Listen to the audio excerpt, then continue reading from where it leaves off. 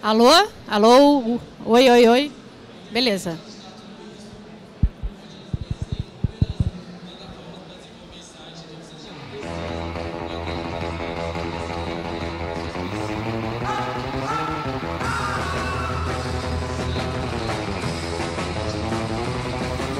Democracia vem acontecer, seu frouxo, filho da puta!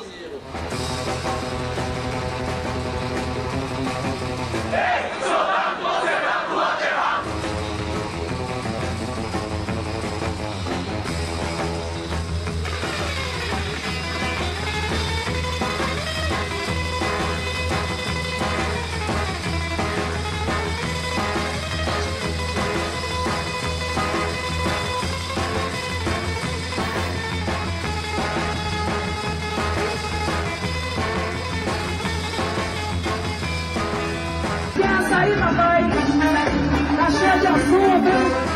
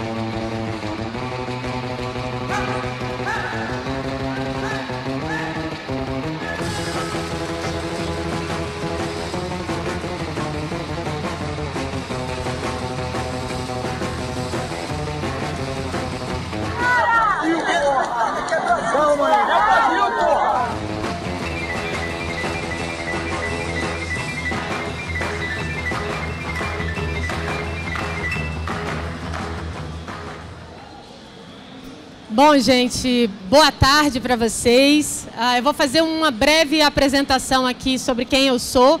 Meu nome é Lilian Tarran, eu sou formada em jornalismo pela Universidade de Brasília desde 2002. Fiz especialização em jornalismo digital pela Easy Business School, que é uma instituição ligada à Universidade de Navarra, na Espanha.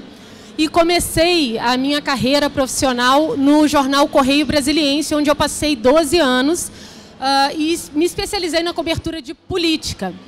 Depois, passei 2 anos na revista Veja Brasília e hoje, há 2 anos também, eu estou dirigindo o portal Metrópolis.com.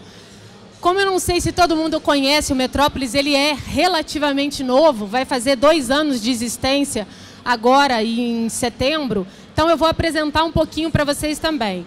É um portal de notícias nativo digital, nascido no Distrito Federal, mas que em função dos números já muito grandiosos, a gente considera que já é uma plataforma nacional.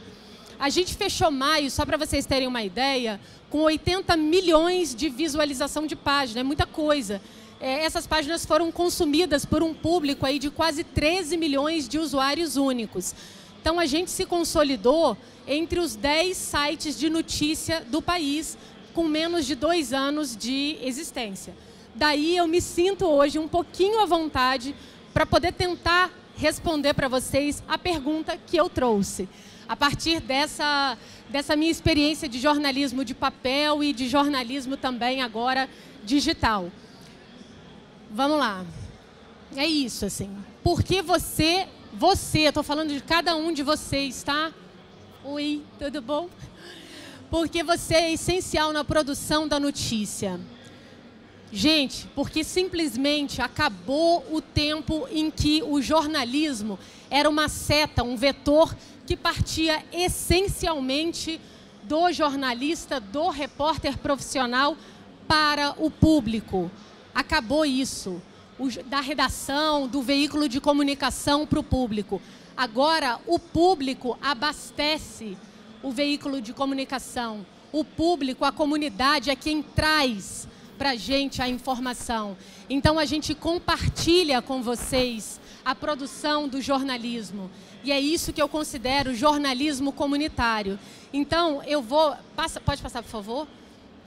Eu vou voltar um pouquinho aí no vídeo que a gente colocou no início e pergunto para vocês, o que essas cenas têm em comum?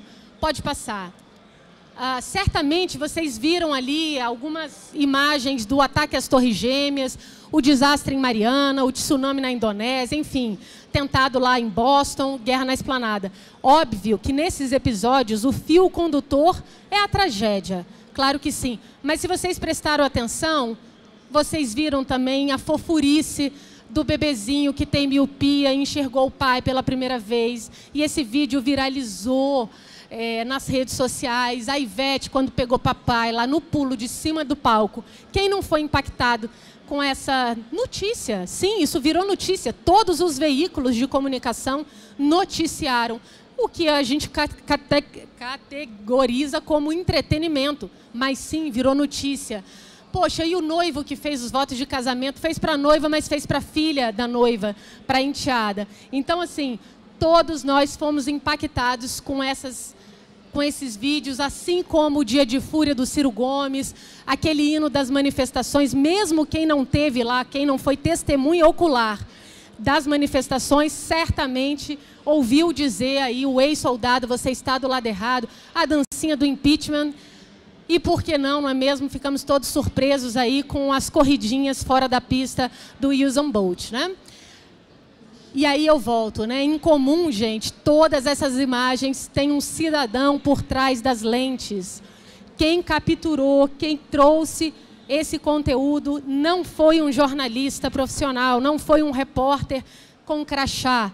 Foi um cidadão quem trouxe todas essas informações para a gente e que, obviamente, catalisadas, elas viraram notícia e foram devolvidas para a comunidade em forma de notícia.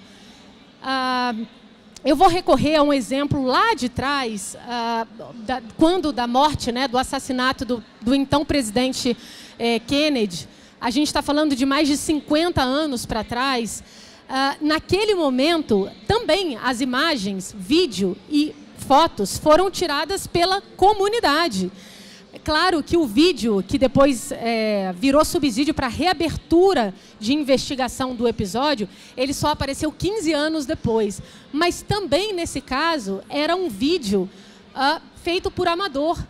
Nesse caso aí, eu acho interessante porque a gente está falando de 50 anos para trás, quando você ainda não tinha internet, quando você ainda não tinha smartphone. Então, assim, eu considero um golpe do acaso, assim, uma sorte do destino, você está no lugar certo, na hora certa. Gente, eu digo quem gravou, tá? Coitado do Kennedy, estava no lugar errado, na hora errada. Mas quem gravou estava no lugar certo, na hora certa. E esse material aí, ele serviu de subsídio para a cobertura jornalística até hoje. E é um material amador. Pode passar, por favor. Então, em plena era digital, quando a gente tem milhares de pares de olhos, né, todos eles ali bombados com uma lente de uma câmera de celular, então, isso fica potencializado, claro que sim. Aí eu costumo dizer, né, o cidadão, o jornalista, ele surge com mais força. Pode passar. E o que é o kit cidadão jornalista? Basta isso para você virar um repórter. Você precisa de um celular, um 4G. Bom, os mais sofisticados para tirar uma tomada aérea ali, um drone vai bem, bacana demais, mas é acessível para todo mundo. E, obviamente, as redes sociais ajudam bastante também. Então, de posse disso daí, a gente conquistou uma parceria, o jornalista profissional, que eu chamo jornalista cidadão, ele conquistou milhares de parceiros, de colaboradores, que são vocês, que são os cidadãos jornalistas. Pode passar, por favor. Daí eu pergunto, né, qual é o papel do repórter? E aí eu faço rapidamente um parênteses, tá, gente? Já que a gente está falando de papel, eu preciso falar que houve queda abrupta aí de circulação dos jornais, tanto americanos, 10%, quanto no Brasil, 6%, só no ano passado. Pode passar. Enquanto isso, você tem um trânsito de dados aí absurdo dentro da internet. São 100 bilhões de buscas por dia no Google, 300 horas de vídeo por minuto que sobem no YouTube, 40 bilhões de fotos compartilhadas desde outubro de 2010, que é justamente a data aí de lançamento do Instagram, não é isso? Voltando ao papel do repórter, não é o Chamex não é o ofício, pode passar. É o exercício profissional mesmo, pode passar. Esse, gente, a despeito de toda essa parceria que a gente mantém com a comunidade e que é extremamente saudável, ajuda pra caramba, mas existem algumas características, algumas missões, algumas funções que fazem parte do exercício profissional do jornalista por formação. Checar. Está aí uma das principais virtudes de um jornalista profissional. Chega muita coisa para a gente na redação. Na era das redes sociais, vocês imaginam, a gente é impactado a cada 10 segundos com notícias que podem ser verdadeiras ou não. Então, a qualidade principal de um jornalista hoje em dia é o poder de checagem. Quanto mais fontes ele tiver, quanto mais esperto ele for, quanto mais bem disposto ele for, ele vai se dar bem aí nesse papel que eu considero a principal virtude. Pode passar, eu vou dar um exemplo, vou passar alguns exemplos para vocês de problema de checagem. Então, você tem, Osmar Terra é o nosso ministro do Desenvolvimento Agrário e Social, ou vice-versa, eles mudam isso o tempo todo, mas ele é ministro. E quando da manifestação, no dia 24 aí de maio, obviamente todo mundo viu, a esplanada pegou fogo mesmo, mas não nessas circunstâncias. Não foi esse prédio que pegou fogo, não foi nesse dia. Rapidamente, o jornalismo tradicional, ele foi a campo e, obviamente, derrubou aí essa imagem. O ministro critica protesto desta quarta com foto de incêndio de 2005. Então, o ministro teve que vir a público, pedir desculpas, obviamente, dizer que foi um erro, porque a foto antiga é do INSS. Teve fogo? Teve fogo, sim, mas o fogo que teve foi nessa circunstância aí, é o Ministério da Agricultura. Essa imagem ela foi flagrada por um dos nossos jornalistas, repórteres fotográficos, Michael Mello é o do meio. Essa foto ela teve um impacto tão grande que ela foi parar nas capas dos grandes jornais. A gente, como agência de comunicação, obviamente vendeu a foto para os grandes jornais.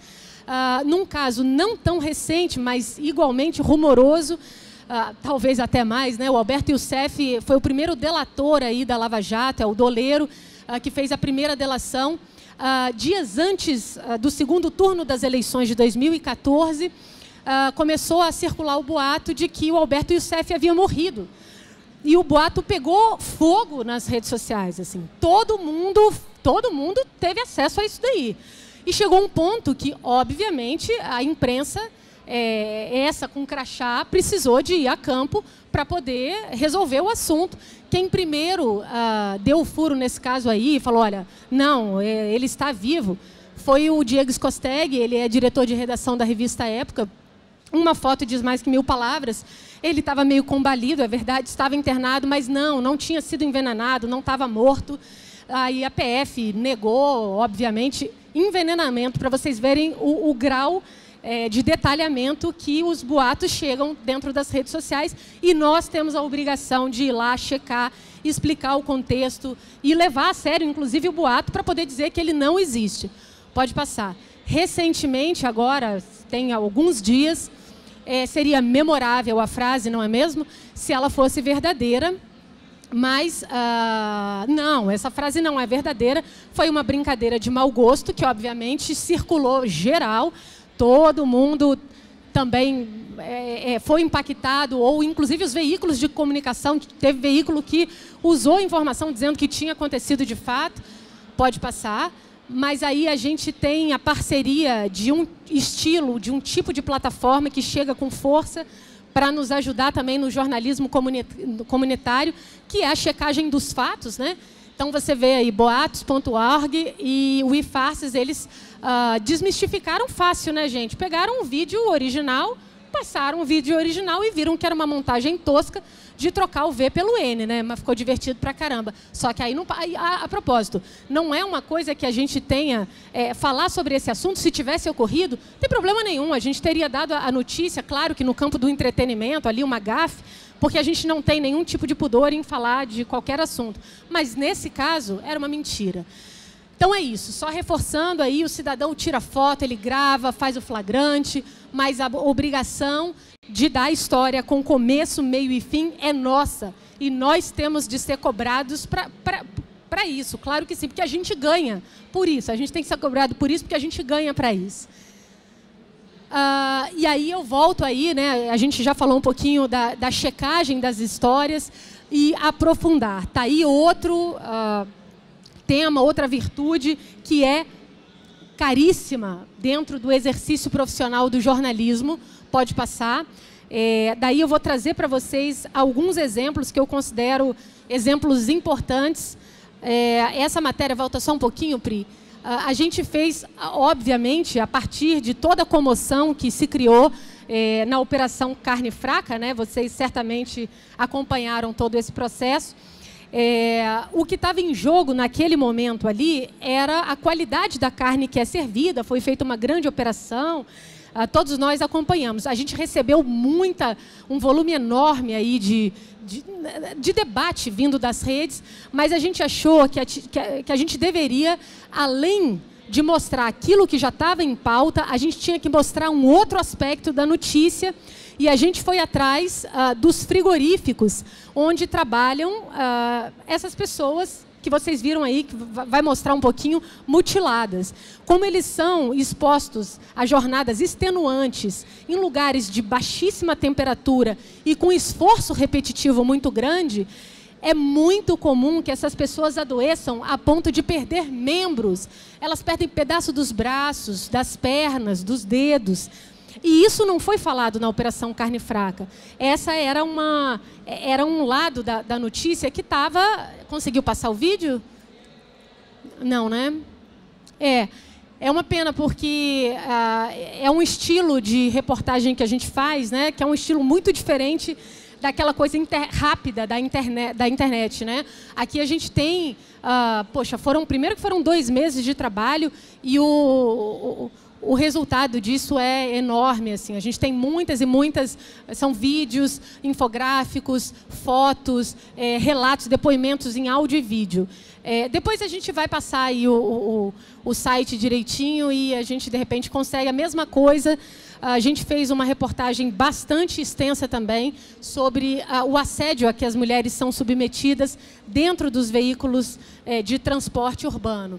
Quem é mulher sabe o que a gente passa quando está aí circulando. E a gente descobriu, porque a gente foi atrás do relato em 9 países diferentes e fomos a 5 estados do país para poder ouvir essas mulheres e descobrimos um medo paralisante.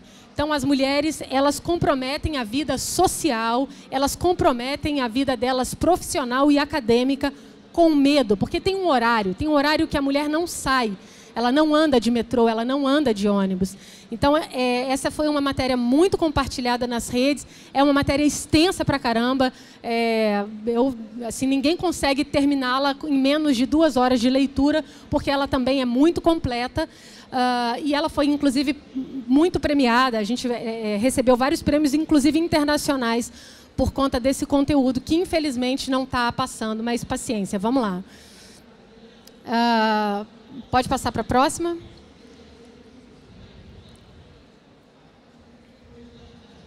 Aí a gente ia mostrar também, uma outra reportagem especial, onde a gente denunciou aí o que a gente chama de principal, a principal empresa que faz transporte terrestre no Brasil. Ela chama Transbrasil, só que não é a Transbrasil de avião, é a Transbrasil terrestre.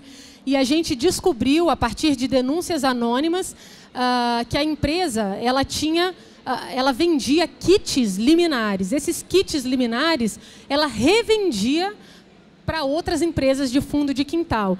Então, os nossos repórteres viajaram aí mais de 10 mil quilômetros por vários estados brasileiros, até chegar ao ponto de conseguir provar, a partir de vídeos. Eles flagraram, em vários momentos ali, eles adesivando, inclusive, os veículos de transporte, os ônibus, com esses tais kits liminares. Então, a partir dessa reportagem, a empresa, que é a maior do país nesse tipo de nesse tipo de transporte, ela foi punida e deixou de ter autorização para circular. São mais de 25 rotas que eles fazem e deixaram de fazer a partir de uma reportagem especial. Por que eu estou falando tudo isso? Porque esse é o tipo de jornalismo que o jornalista cidadão deve fazer para complementar o que o cidadão jornalista traz para a gente. Então, assim, a gente tem que sair da superficialidade, a gente tem que sair do raso e aprofundar as histórias. A gente tem de contextualizar a notícia. Muitas vezes, né, o cidadão jornalista, ele está ali por acaso, ele flagra aquele momento, mas a tendência é que ele saia, né, da cena da zona de desconforto, né, da zona de perigo. A nossa tendência é exatamente inversa, a gente vai para lá. Quando está todo mundo saindo, a gente está indo para a cena do perigo, a gente está indo contar essa história com mais detalhes. Eu imagino que todos vocês, ou alguns de vocês talvez, tenham visto essas cenas deploráveis aí, que marcaram, né, são fortes cenas. É um rapaz, é um comerciante na cidade de Três Corações, acertando em cheio uma mulher. Eu não sei se vocês se lembram do episódio, mas isso é interior de Minas Gerais. E essa menina, essa moça, ela é vigilante, ela estava fazendo ali, né, a segurança de um evento, de um churrasco no clube, e ela percebeu que o marido estava brigando com a mulher. Ela foi tentar intervir para poder proteger a mulher, mas com a autoridade, sem nenhum tipo de embate físico, e ela acabou se tornando a vítima, levou uma porrada do cara. E esse vídeo, ele viralizou, obviamente, a gente fez essa notícia, deu uma audiência incrível, porque esse tipo de conteúdo dá audiência sim, mas a gente se sentiu na obrigação de não parar só no vídeo, de não explorar esse vídeo de violência simplesmente, e pronto, no outro dia não falar mais sobre o assunto. Nós pegamos a nossa equipe de reportagem, fotógrafo, repórter, enviamos a Três Corações e eles passaram uma semana para tentar entender por que diabos as pessoas ainda fazem esse tipo de coisa. E aí a gente descobriu coisas como a esposa, que também é vítima nessa história, ela é delegada da mulher na cidade. Então ela, delegada da mulher, apanhou do marido, não conseguiu que a colega vigilante também não apanhasse. E a gente descobriu vários números. Por exemplo, a cidade tem mais ou menos 87 mil habitantes, é uma cidade de médio porte, onde 7 mulheres denunciam seus maridos por dia.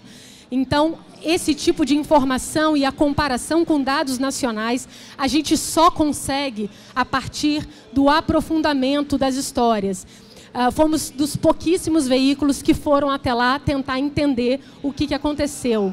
Então, assim, essa notícia, ela chega para a gente, obviamente, a partir das redes sociais. Aí vira aquele zoom, zoom, zoom, todo mundo vai lá e faz um monte de comentário, e se indigna, e fica puto, e aquela coisa, e pronto, o assunto morre. A gente considera que jornalismo comunitário, quando parte do jornalista para a comunidade, tem de ter o compromisso da checagem, tem de ter o compromisso da contextualização, tem de ter o compromisso do aprofundamento. Foi isso que a gente foi fazer.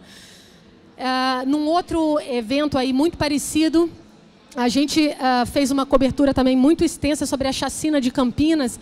Vocês devem se lembrar, em pleno Réveillon, a passagem do ano, né, de 2016 para 2017, um rapaz inconformado com a separação e com os termos da separação, a guarda do filho, ele invadiu a casa da família, da sua ex-esposa, e matou o menino, matou a ex-mulher e matou outras 10 pessoas, sendo que das 10, 9 pessoas eram mulheres.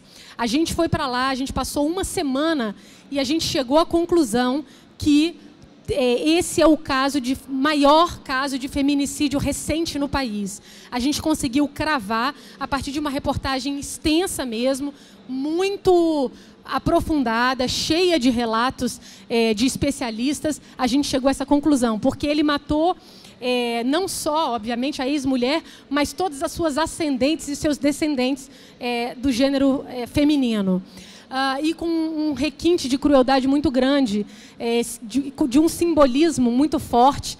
A matriarca dessa família, ela se chama Maria da Penha. Então, não preciso dizer mais nada, né? Ele acertou 2 vezes o gênero feminino nessa história. A gente foi lá para contar em detalhes e tentar entender também. Foi uma matéria muito compartilhada aí nos grupos feministas, e não só nos feministas, né? Quem é que não se indigna com uma chacina como essa? Pode passar.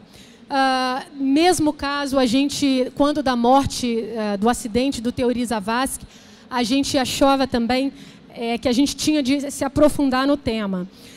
Nesse caso, você tem alguns aspectos e algumas circunstâncias e alguns lugares, por que não? As câmeras amadoras, elas não chegam. Aqui, a gente precisou de pegar uma tempestade torrencial, alugar um barco precário. O repórter e a repórter que foram até lá, foi a primeira equipe de jornalismo a chegar nesse lugar. Eles passaram um perigo, porque estava tendo uma tempestade enorme.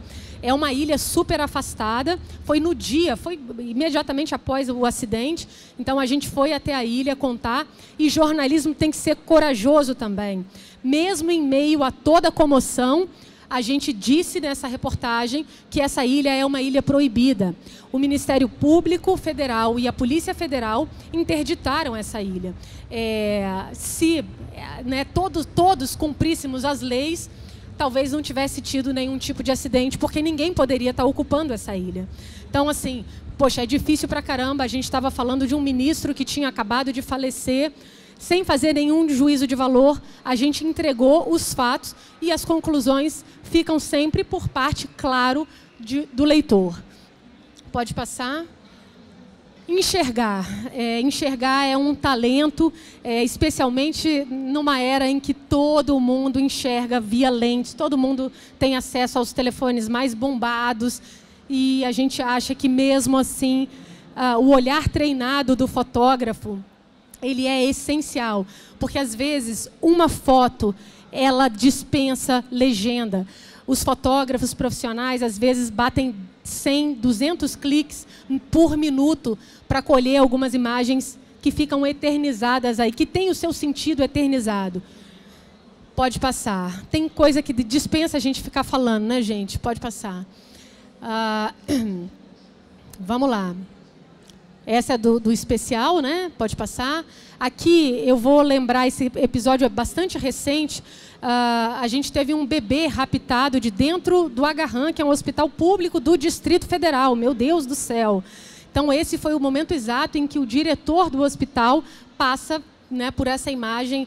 É uma cena que, poxa vida, não é para amadores, né? Ela diz tudo. Imagina no dia em que no dia em que aconteceu, essa foto foi publicada no Metrópolis e ela comoveu muita gente. Pode passar. Olha, para quem não consegue identificar, quem está lá atrás é o governador do Distrito Federal, Rodrigo Hollenberg. Ele foi dar aquela espiadela ali, porque era um dia de manifestação dos professores. Ali, em frente ao Buriti, estava tomado de gente, um monte de professores protestando. Ele esperou horas para poder dar aquela olhada. De fato, os professores já tinham ido embora, mas não os nossos fotógrafos. Esses caras, às vezes, ficam de campana 10, 12 horas para poder fazer uma foto sensacional como essa, né? Vamos lá. Esse que está no chão, gente, é policial civil, né? Quando a polícia civil briga com a polícia civil, com a polícia, briga com um colega, né? Legislativa, né? Claro, era uma posse pública. Muita gente poderia ter feito essa foto, mas, gente, tem um quê de diferente, né? O momento em que o cara faz aquele movimento e o fotógrafo capta essa emoção aí, em meio àquele contexto. Todo mundo sabe como foi a indicação do hoje ministro, né, Alexandre de Moraes, e a foto casou muito bem com aquele momento. Vamos lá. Faz parte também do nosso show. A gente precisa criticar. E, às vezes, a crítica satirizada, né, a crítica animada, a crítica divertida, ela torna as coisas menos pesadas, mas ela não deixa de dar o seu recado. a gente se vale muito desse tipo de ferramenta para poder conversar com a comunidade. E a gente acha que é algo muito alinhado também com o jornalismo que vem da comunidade, porque muito dele está sendo produzido nas redes sociais. Então, a gente colhe muito desse sentimento que vem das redes e traduz isso, às vezes, em GIFs, memes, charges. Quem não se lembra, né, do bonitão da Federal? Vamos lá. Pode passar. É irmã, tá? A crítica é irmã da sátira e a gente... Vamos lá. Não renunciarei. Repito, não renunciarei. Repito, não renunciarei. Repito, não renunciarei. Repito, não renunciarei. Repito, não renunciarei.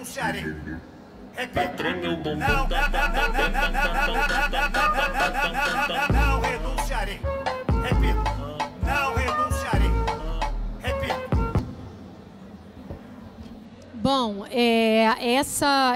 aquele vídeo lá teve mais de 10 mil compartilhamentos no Twitter. É uma sátira. Foi no dia em que ele fez o discurso. Obviamente, a gente fez uma cobertura séria, dramática do tema e tudo, mas por que não também fazia graça? Vamos combinar, gente. Quem assistiu sabe que chegou uma hora que não dava mais. Daí a gente fez a graça também. E isso, muito desse humor, a gente colhe a partir do sentimento nas redes sociais. E aí a gente transforma isso aí em memes, GIFs e etc. A gente usa muito a linguagem das redes, claro, dos games, para poder passar o nosso recado. Às vezes é uma forma de captar a atenção das pessoas mais novas e tem dado muito certo. A gente tem conseguido aí, despertar o interesse de um público que talvez não estaria muito ligado a alguns assuntos a partir de catalisar isso e tornar as coisas, mesmo quando muito pesadas, mais leves. Pode passar, por favor.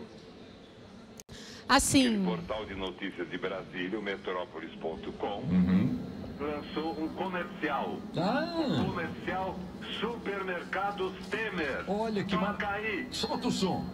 É dia das mulheres no supermercado Temer. O lar das pessoas de bem que sentem falta de um tempo que já passou. Confira as ofertas para as belas e recatadas. Bombril, ótimo para fazeres domésticos. Eu não sei o preço, mas a Marcela sabe. 130 cruzeiros. Eu não sei o preço, mas a Marcela sabe. 300 cruzeiros o quilo. Fralda de bebê, a melhor do seu Michelzinho. Eu não sei o preço, mas a Marcela sabe. 250 cruzeiros, pacote com 36. Fralda geriátrica, a melhor do seu Michelzão. Eu não sei o preço, mas a Marcela sabe. 300 cruzeiros, pacote com 24. Se a concorrência tiver ofertas melhores, cobrilaremos direto de caixa 2. Supermercado Temer, belo, recatado e do ar. Fralda Supermercado Temer, belo, recatado e do lar. Agora você viu a lista de produtos? Fralda geriátrica por Michelzão. Eu não sei, mas a Marcela sabe. Eu duvido que a Marcela sabe. Tem um erro aí. A Marcela só sabe o preço da geleia Diet e da granola sem... Bom, vasculhar. Está aí uma outra missão que é nossa. Assim, a gente adora vasculhar, mas quem é objeto da nossa pesquisa detesta, né? Mas esse daí é o nosso principal, eu considero que junto com o checar é a nossa principal missão.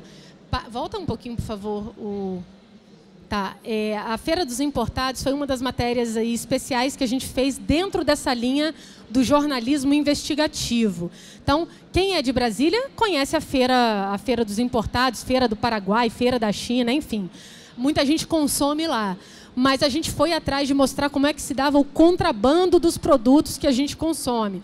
A gente foi até Santos, o Porto, e fomos no ônibus, né, junto com a rapaziada que vai buscar esse material, e voltamos nesse mesmo ônibus, arriscando inclusive a vida, porque o negócio ali é bastante fechado mesmo no esquema do crime. E a gente conseguiu comprar, obviamente, a título de demonstrar que aquilo ali era algo errado. A gente comprou nota fria, trouxe os produtos contrabandeados para mostrar o tanto que é simples você trazer esse tipo de produto e cometer esse tipo de crime na capital da República do país. Então, pode passar. Foi uma reportagem enorme também, especial. A gente consegue, a partir dela, mostrar quem era o líder da máfia chinesa aqui no DF, e ele é chamado de Cabeça de Dragão. No dia em que a gente publica a reportagem, então, ele é preso. A Polícia Civil vai lá, identifica o cara e prende o cara e abre uma investigação em torno aí do tema, né? Aí a gente mostra tudo, mostra as notas frias, a casa do Cabeça de Dragão e as entrevistas. E é uma matéria bastante interativa, né? Tem vários infográficos, enfim. Aí vocês podem. A gente acha que tudo isso ajuda a aprofundar o jornalismo para a comunidade, né? Vamos lá, eu acho que a gente pode passar na mesma linhagem das matérias ditas aí, matérias de investigação. A gente tem um doleiro na cidade para chamar de nosso, é um doleiro que é braço direito do Alberto Youssef. A gente traçou um perfil bastante rigoroso dele, mostrando que a partir do momento que a polícia, que começou a Lava Jato e a polícia começou a ficar no encalço do cara, ele migra ali para outro tipo de atividade, que são as casas de jogos irregulares, jogos de azar. Depois, os institutos de fiscalização chegam perto, o cara migra para as casas de prostituição. Essa matéria é bastante recente e mostra... isso. Bom, enfim, aí essa é uma outra reportagem especial que a gente fez recentemente. O cara mora aqui em Brasília, tem apartamento em tudo quanto há, mas a gente se sentiu na obrigação também de mostrar, tentar jogar luz ao lastro. Da onde vem o dinheiro, por exemplo, o cara diz que ganha R$28 mil, tendo como salário o salário de senador. Pois bem, mas ele paga 25 mil de aluguel, essa conta não fecha. Então, obviamente, tem outras informações na matéria que ajudam a gente a fazer uma reflexão. Gente, de onde será que essa galera tira esse dinheiro? Aí a gente junta os pontos, né? Seria da mala? A gente começa a jogar elementos para que vocês façam, então, essa análise mais aprofundada. Também na mesma linha, advogado ostentação é um cara que a gente foi atrás, a gente conheceu nesse caso, a Lava Jato entregou para a gente o fim da história. O fim da história é que o cara está preso atualmente aqui em Brasília, é um advogado, circulava na nata da advocacia de Brasília e, de repente, uma gravação de telefone mostra que o cara estava vendendo, estava tentando comprar um procurador e um juiz.